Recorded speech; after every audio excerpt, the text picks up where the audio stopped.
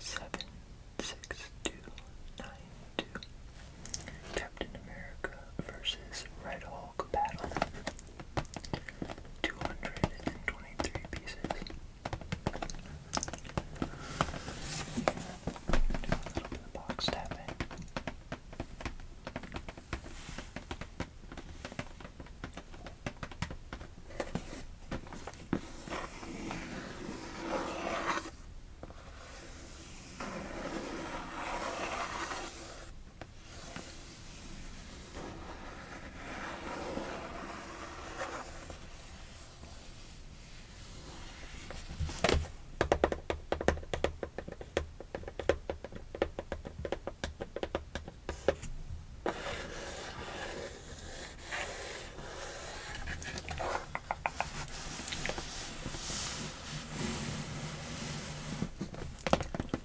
Now let's get into it.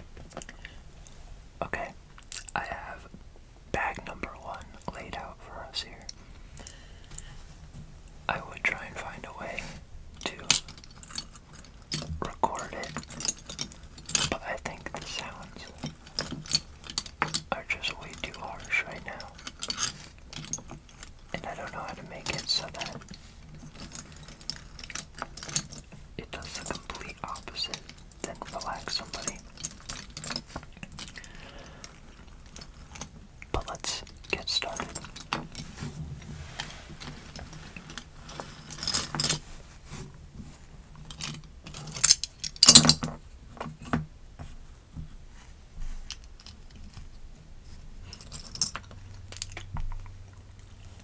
So here we're putting together, I think his name was Joaquin Torres. Correct me if I'm wrong in the comments.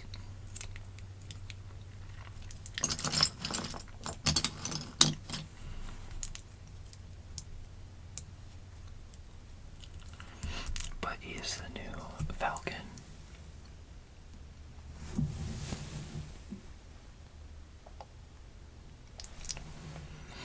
I actually really like his design. I wasn't a big fan of his character throughout Falcon the Winter Soldier, but or in the movie that this set is from. But hopefully it gets a little more fleshed out. It just seems like Marvel movies are kind of either hit or miss nowadays, and they don't really flesh out their characters anymore. I'll put a sticker down on here.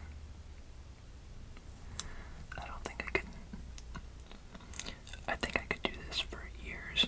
Build Legos, that is, and never be able to perfect getting stickers down straight.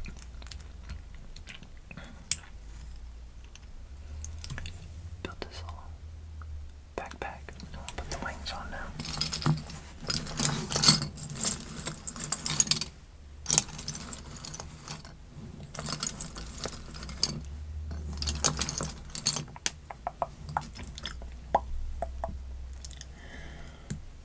Put this wing together.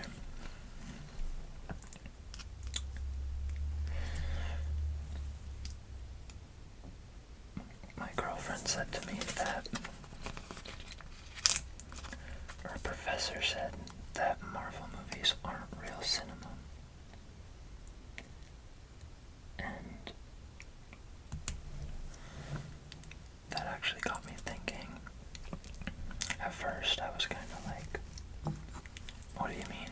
Of course they're real cinema. They're movies, aren't they? And at first, when they first came out, I think they were intended. That was a nice snap. I think they were intended to be really good cinema. And it was kind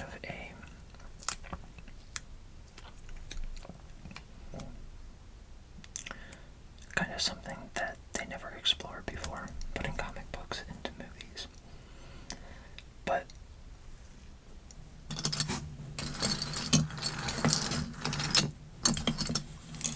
where is this piece?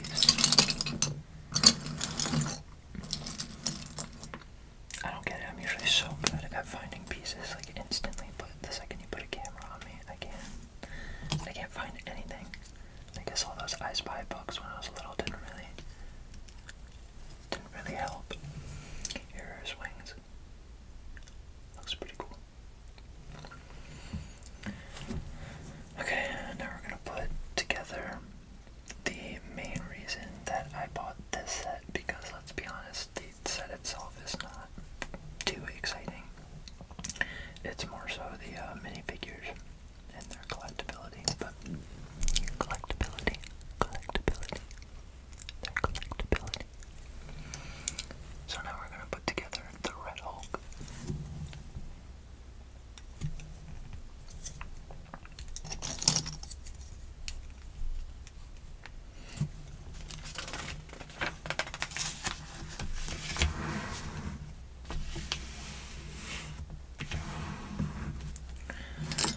Put his arms on. Here, I'm gonna try and go a little bit faster here because I think I'm trying to go way too slow.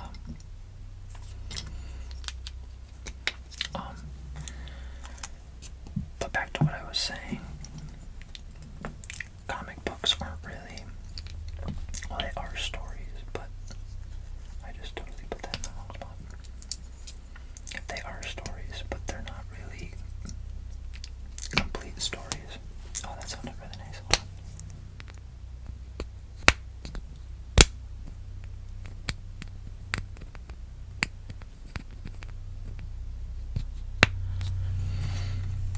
They're not really complete stories.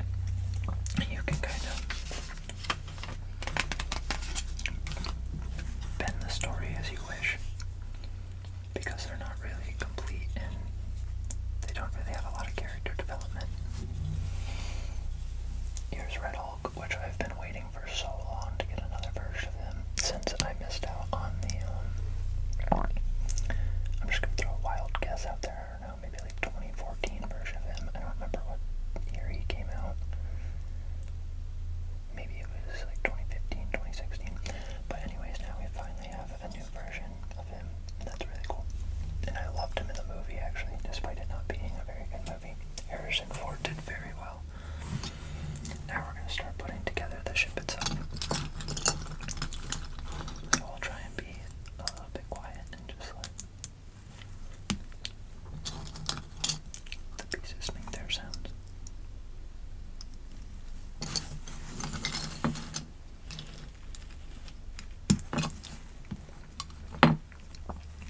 But I will finish what I was saying, that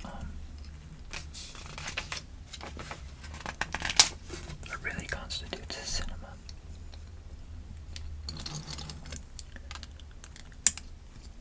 is a full, complete story that's not really left open-ended and that has plenty of character development and themes. And while I do think that Marvel started out that way,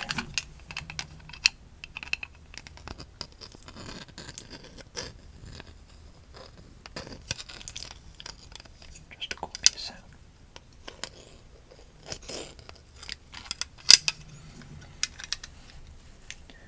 I don't think they are really finishing off that way.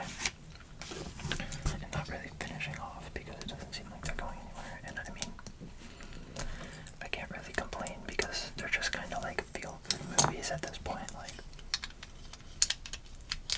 if you ever just want to go to a movie and kind of like numb your brain and just have a good time, I feel like that's honestly what they're there for at this point. Which is honestly okay, because sometimes we need that instead of, I can't get this piece on. Instead of worrying about paying attention closely constantly, needing to understand the themes and motifs of movies, you really pay attention to what's going on, because cinema's just getting harder and harder to understand as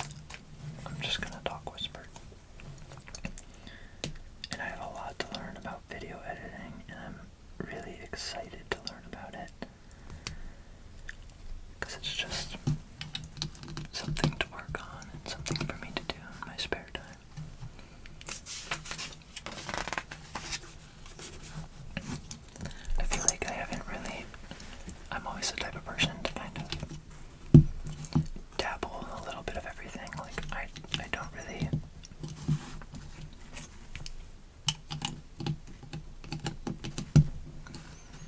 I don't really excel in anything in particular. I mean, there are plenty of things I excel at,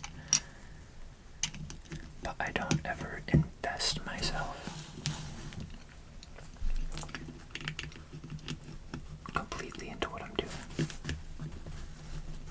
But I feel like that ASMR is that thing that I could really get to know how to do.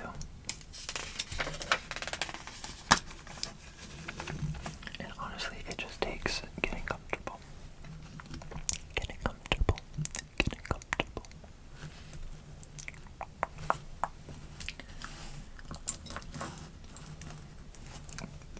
Because I grew up really shy and didn't really want to put myself out there too much. Kind of wanted to stand in almost like the background of my own life. And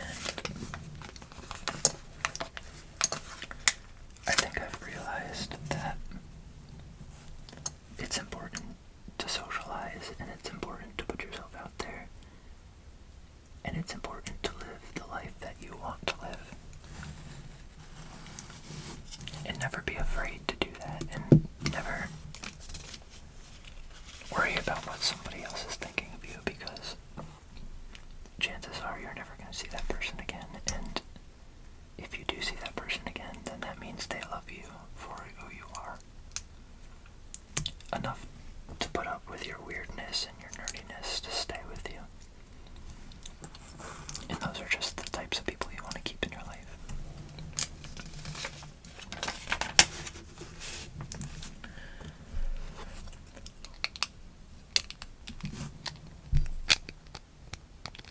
Sorry if that's too harsh.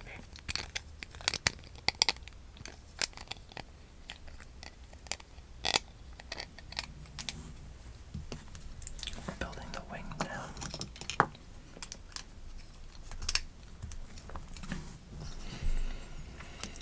And of course, on an 8+ set, we've got a ton of stickers, because kids love stickers. I was building some Legos with my friends the other day, and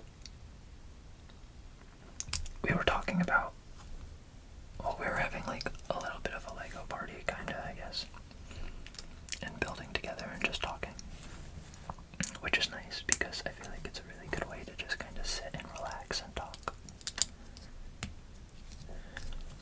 But they were kind of like analyzing, these two people haven't really built Legos before in the past, but they were kind of analyzing where does this go? Okay, it goes right here. I'll try and bring this closer to the camera. They're kind of analyzing the age on the Lego sets and why ones were different than what they were.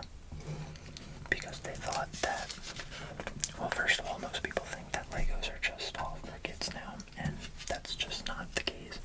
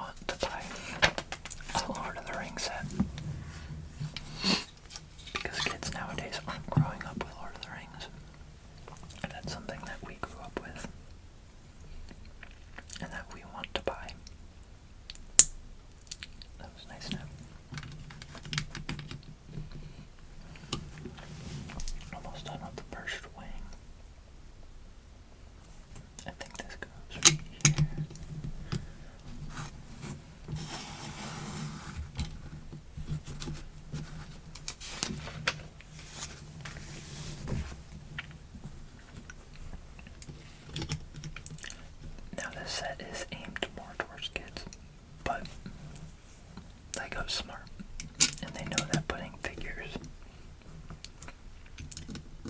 in kind of boring sets, like I feel like if this set didn't have any figures in it, I wouldn't buy it, because it's not very exciting to me, honestly, and it's not a very good model. It's not a very challenging build, all things considered, and I don't know, I just wouldn't buy it, but because of the figures that were put in it, and they're not put in any other Lego set, then it makes you have to buy it, so that you have to collect them all. I think these are just extra pieces. Okay, I'll put those to the side, and then we can start pack number 2. Okay, everybody, we're back, and I have the Legos piled out here, and it always makes a really nice sound.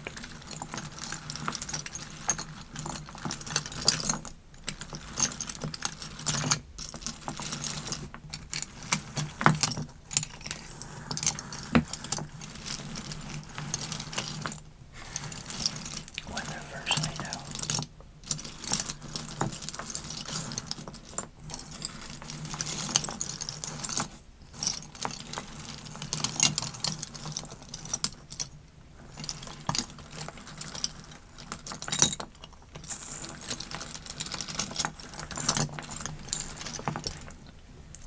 Okay, so let's get started by building this figure that I have no clue or recollection of who this was in the movie.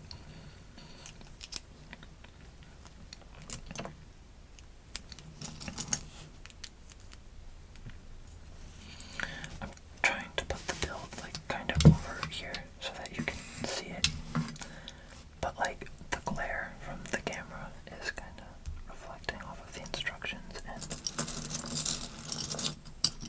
I can't see them too well, but I'm trying.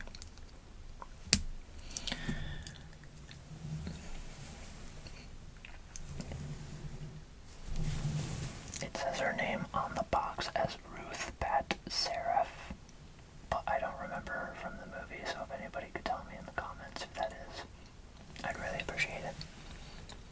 We'll put her to the side, kind of over here.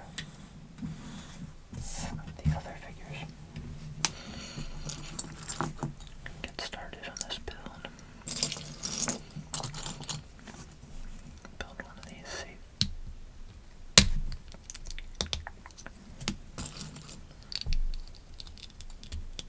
pieces with a couple of iron bars in them.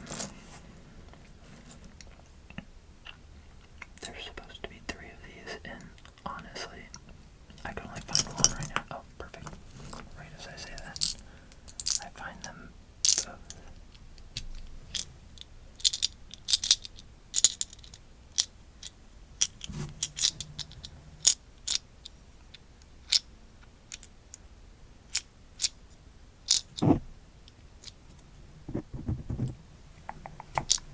Okay, so I'll put this safe to the side. Sorry if I sound weird, by the way, I never really said this to anybody, but I have lightning strips in right now, and they're kind of making it so that I talk a little weird.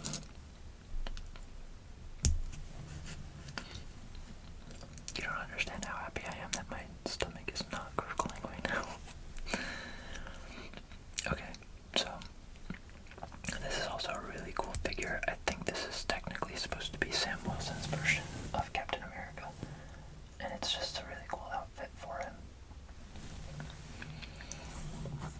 Here, let me get this closer because I cannot see a thing.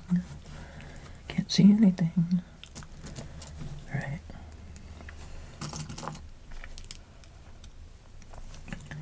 There's a sticker. Where? Oh, okay.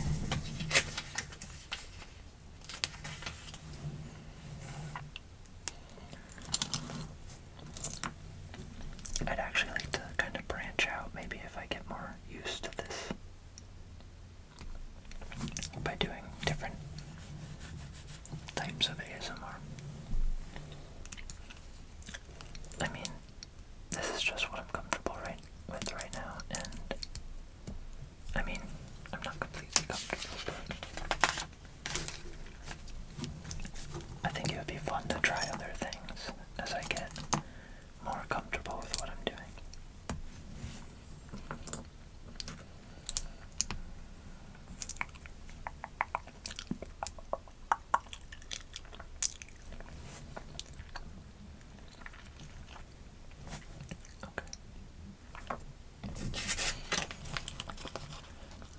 I'm like kind of playing around with mouth sounds a little bit, but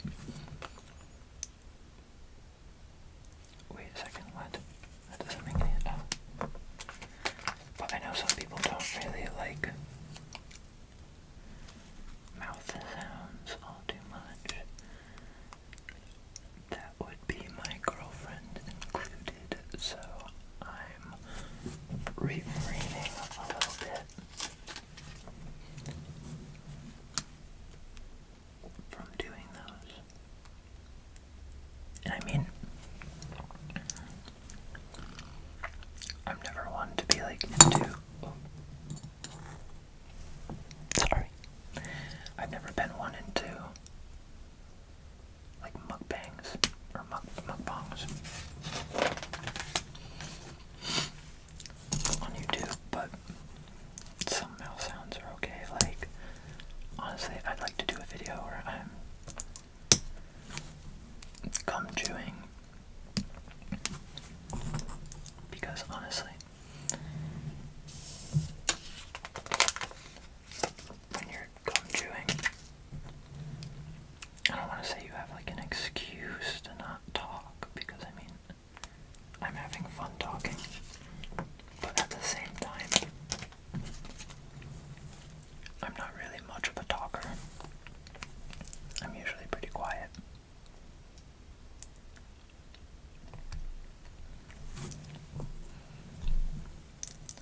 So some gum chewing would be a good excuse to just kind of like be quiet and enjoy building the Legos in peace and quiet. Here's Wings.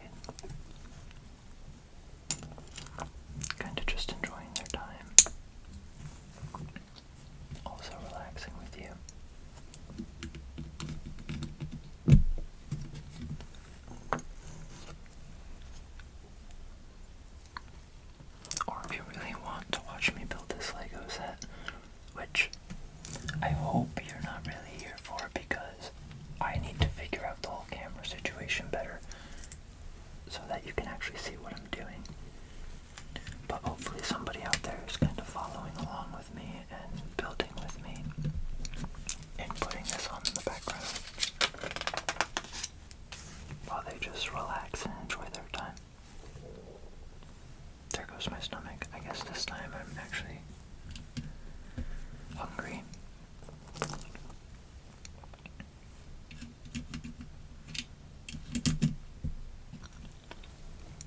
I'll probably get some food after this. Maybe just a protein shake. But as I was saying, like, I like to watch mainly ASMR gaming because it kind of feels like I'm doing two things at once. My stomach is totally about to gurgle. Okay, it didn't. Well, I'm shocked. ASMR and gaming feels like you're doing two things at once because I enjoy watching video games and watching people play video games, which is kind of a weird phenomenon that people actually like to watch people play video games more than play them. Maybe that's because of the stories or something like that, but I don't know, maybe it's a comfort thing. But I can just relax and like kind of pay attention to the game. Or if I just want to fall asleep. Or meditate or think. Then it's nice to have somebody there to kind of listen to. That likes the same things you like.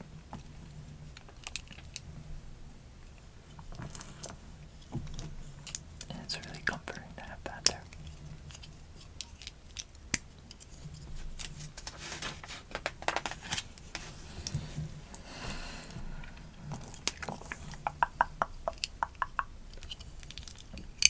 Right now I think we're building the cockpit. I know you can't really see, but it's probably gonna go like right on top of here somewhere.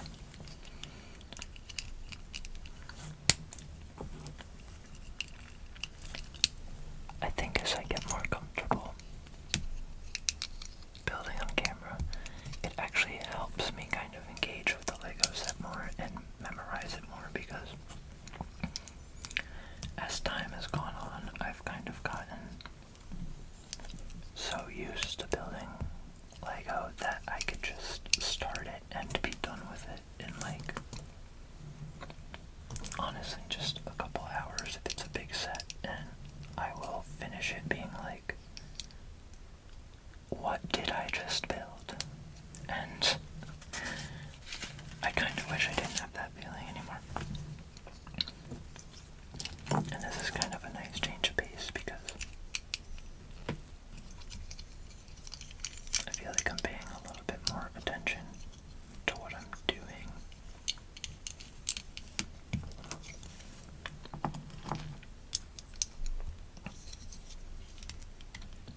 Instead of just kind of going through the motions.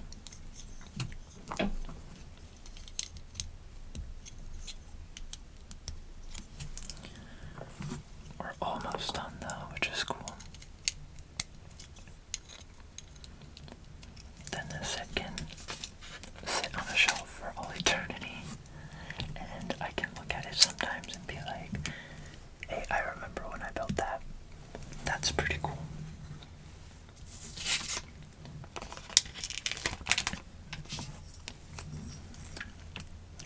Or I can look at it and be like, wow, I make bad financial decisions. I'm just kidding though. I don't think I'd ever stop what I'm doing. I mean, maybe I would slow down a little bit, and I kind of have in the past years. Like, I don't feel like it's really an addiction anymore. Like, at one point I felt like Legos were kind of like, I had this fear of missing out with them. Like, I needed, like, there was this anxiety surrounding it. Like, I needed to get every single Lego set that came out that, like, I wanted. And now I just kind of accept the fact that I'm an adult and I have to pay for other things, and sometimes Lego sets are gonna come and go, and that's okay, because you can't collect them all, and that's really what makes collecting special, is that, sure, there's gonna be a few people out there that have everything, that literally have everything, like MNR has all of the Lego Star Wars collection. And like Duck Bricks, I think has like almost everything, and like that's cool and all, and there should be people out there that have quite literally everything, but I think the thing that really makes collecting special is that you can't get everything, and it makes your collection unique and really cool. So we're going to be putting this safe that we built earlier, and it's going to go into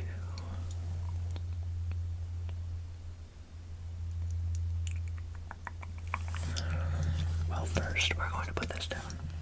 It looks like this big piece. It's going to fit right here. And then you kind of lift this up and put the safe in here. I don't really remember there being a safe in the movie or anything related to that, but I think Lego likes to put that in for younger kids as like a little play feature. So even if they didn't really see the movie, they could add their own creativity.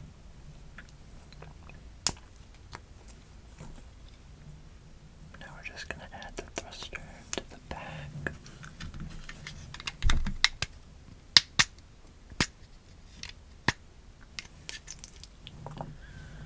We'll put this, I know you can't see that because of the black background. I guess that doesn't really help. This is coming out pretty cool actually. And I'll put this on.